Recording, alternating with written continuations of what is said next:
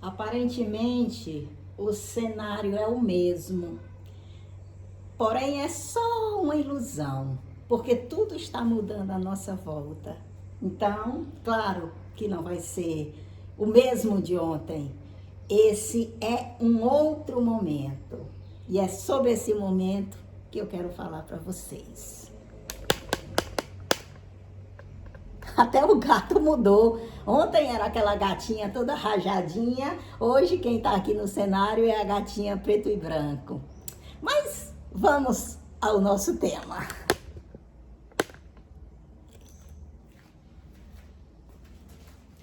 Tudo bem, né, minha gente? Olha, o livro também é o mesmo de ontem, mas a historinha é outra. E qual vai ser a historinha de hoje? Vou trazer aqui o tripé mais para pertinho de mim, para a gente ler e depois conversar sobre esse momento presente. A nossa historinha de hoje é O Mágico de Oz. Dorothy e seu cachorro Totó viviam em uma fazenda. Um dia, o lugar foi atingido por um ciclone e a casa foi levada pelos ventos. Quando a casa parou, Dorothy e Totó não reconheceram o local onde estavam. Era a terra de Oz. A menina percebeu que a casa havia parado em cima de uma pessoa e ficou preocupada. Aquela era a bruxa má do leste, que mantinha todos como escravos, disse uma mulher chamada Bruxa Boa do Norte. A bruxa má evaporou, deixando apenas seus sapatos mágicos. Então, a bruxa boa os entregou a Dorothy e pediu a ela para seguir a estrada de tijolos amarelos até encontrar o mágico de Oz. Ele poderia ajudá-la a voltar para casa. No caminho, Dorothy e Totó conheceram um espantalho que falava. Ele não conseguia pensar, pois não tinha cérebro. A menina decidiu levá-lo com ela até o mágico de Oz. Os três seguiram viagem e avistaram um homem de lata fazendo muito barulho, sem conseguir se mover, que pediu ajuda para pingar óleo no seu corpo. Dorothy derramou a primeira gota e ele voltou a se mexer normalmente. O homem de lata não tinha coração. E a menina decidiu levá-lo com ela até o mágico de Oz. De repente, um leão surgiu no caminho, rugindo muito alto e ameaçando Totó. Dorothy deu um tapa em seu focinho e disse: "Que covardia atacar um cãozinho tão pequeno!" Imediatamente o leão se encolheu e reconheceu que era covarde. Então a menina decidiu levá-lo com ela até o mágico de Oz. Depois de vários dias caminhando, os 5 encontraram o mágico, mas descobriram que, na verdade, era um farsante. Mesmo sem ter poderes, ele conseguiu ajudar a todos. Deu um cérebro ao espantalho, um coração ao homem de lata e coragem que faltava ao leão. Dorothy ficou surpresa ao saber que poderia ter retornado para casa desde o início. Bastava bater seus calcanhares 3 vezes. Minha gente, Esse Mágico de Oz me deixa alucinada, porque ele é cheio de simbolismos, ele é cheio de imagens, como tantas outras historinhas dessas infantis, imagens que explicam a nossa caminhada de vida. Agora, eu estou aqui com só um pequeno resumo desse Mágico de Oz, mas mesmo assim é tanta coisa que a gente consegue tirar dele que daria o quê? Para uma semana de vídeo somente com o Mágico de Oz. Mas nossa estrada é longa. De hoje, o que eu pretendo com isso é apenas chamar a atenção com o que está acontecendo aqui nesse cenário. Ontem a gente estava nesse cenário e a gente desenvolveu todo um enredo bem proveitoso, creio eu, e hoje o cenário aparentemente é o mesmo, mas o enredo já é diferente.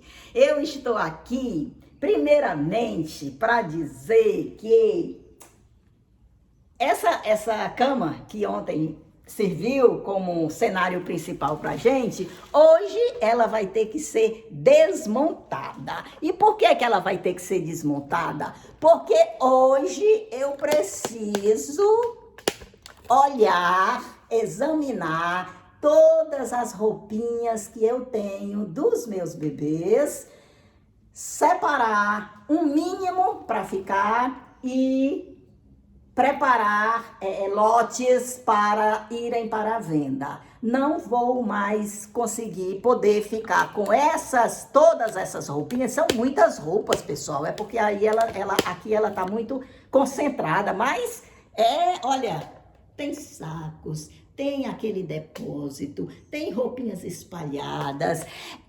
É muito gostoso, por exemplo, pegar as roupinhas que são temáticas, os bodies temáticos, e de repente vestir os bebês de super-heróis, vestir os bebês daqueles personagens bem que a gente acompanhou tanto e ainda acompanha hoje em dia, se quiser, Chaves, os próprios desenhos animados, não é? Alice no País das Maravilhas, a Dorothy aqui do Mágico de Oz, a gente formar cenáriozinhos com bebês vestidos daquela forma, né? Com os temas que a gente quiser abordar. Bem como também fazer troquinhas nos bebês, ter à disposição uma coleção de meinhas, uma coleção de bores, uma coleção de, enfim, de todos esses artefatozinhos que ajudam também a compor o visual, né? Tiara, lacinho.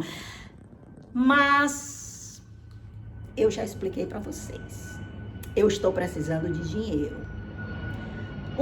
Eu tenho meu dinheiro da aposentadoria, mas é o dinheiro que me garante a sobrevivência. Pagar todas as despesas que eu tenho, a manutenção da casa, a manutenção dos animais.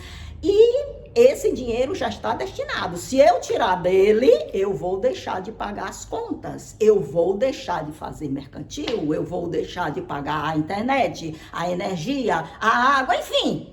Como eu estou dizendo para vocês.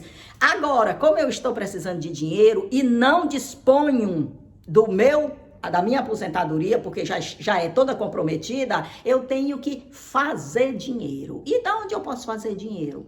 Eu só posso fazer dinheiro das minhas bebês e dos utensílios das minhas bebês, não é? Não tem outro modo. E hoje é o dia de eu olhar todas as roupinhas e separar aquele mínimo indispensável que eu vou precisar. Por exemplo, quando eu tiver de lavar a roupinha que a bebê está vestida, eu tenho que ter uma outra roupinha. Cada bebê tem que ter 2 roupinhas. Na verdade é isso, que é para poder lavar uma e ter, quando tirar a outra, ter aquela para substituir. E é isso. Aí, mais uma vez, eu me deparo dizendo para vocês, dói. Dói porque eu estava acostumada com isso. Dói como está doendo me desfazer das bebês. Olha aí para vocês terem uma ideia da quantidade de coisas que tem.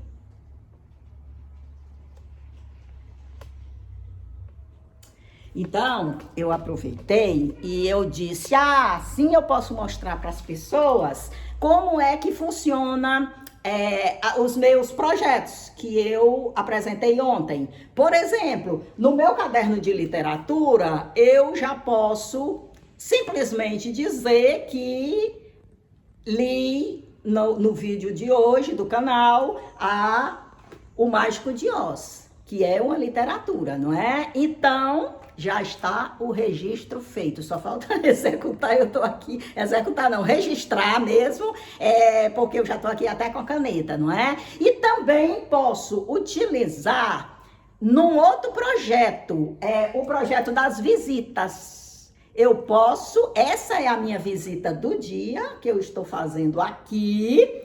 Então, o que é que eu vou registrar? Eu vou primeiro ficar na frente das coisas, observando, talvez recordando os estilos de vestimenta que eu botava nas bebês, aqueles momentos especiais em que eu armei cenários utilizando essas roupinhas. Então, é o momento de reflexão do caderno de ecos de visita, em que eu posso também registrar as ruminações, as reflexões que eu fiz diante dessas roupas. Porque, com toda certeza, daqui a pouco, essa cama vai estar toda vazia e terei o quê? Eu terei vários lotezinhos de camisetas, de bores, de vestidinhos, todos eles organizados, que é para eu poder passar para a vendedora, para ela oferecer esses lotezinhos, não é? E assim eu consegui dinheiro para mais esse compromisso. Não sei até quando eu vou conseguir cumprir esse compromisso. Depende de outros fatores, não é? Mas também eu estou fazendo o meu possível. Não posso fazer milagre. E tudo isso, minha gente, serve não só de exemplos, mas de estímulos, porque o objetivo principal desse canal é desenvolver, fortificar, fortalecer a nossa autoestima, que eu acredito que seja um dos maiores problemas que a gente tem. A gente vai se deixando levar pelas propagandas, pelas pressões sociais, e a gente vai abdicando de si pelo outro, para poder satisfazer o outro. E quando se fortalece a autoestima, você se coloca em primeiro lugar. É o que eu estou dizendo para vocês. Eu vou fazer até onde eu posso fazer, me desfazendo dos meus bebês. Mas, se o problema continuar crescendo, aí eu já tenho que partir para uma outra solução. Estão me entendendo? Minha gente, por exemplo, eu estou precisando de dinheiro. Esse canal poderia muito bem estar me rendendo dinheiro. Não poderia? Não poderia ser monetizado? Mas, já que a gente está tratando de autoestima, para poder exemplificar. Mas, esse canal não bombou. Esse canal não atingiu a massa. Então, eu tenho duas alternativas. Eu tive, ao longo desses 7 anos, está se encaminhando para o 8º ano de canal, ou eu jogava esse canal para o alto, desistia dele, como muita gente geralmente faz. O caminho mais seguido é esse. Quando o canal não bomba, quando o canal não monetiza, a pessoa abandona e começa outro canal com outro nicho. Então, eu poderia ter feito isso, ter abandonado esse canal e ter começado um outro canal com outro tema. Ou eu poderia persistir nesse canal, mesmo vendo que ele não ia me render nada, porque ele ia ser assistido por um grupo restrito de pessoas que se interessaram pelos meus assuntos, certo? E aí, nesse segundo caso, eu estaria optando por mim. No primeiro caso, eu daria mais atenção ao que as pessoas consideram de interesse delas, e aí esqueceria de mim para poder fazer algo que monetizasse e, em contrapartida, eu ter o dinheiro. Mas eu optei pela opção, pela via de seguir a mim, de fazer algo, um canal que eu me sentisse satisfeita, que eu me sentisse em conexão com o meu interior, de tema que eu achasse que serviria, que ajudaria a desenvolver essa tal autoestima. Porque durante a minha vida toda eu sacrifiquei a minha autoestima em nome do dinheiro, em nome da necessidade, em nome de ter que conviver com as pessoas e ter que seguir as regras da sociedade.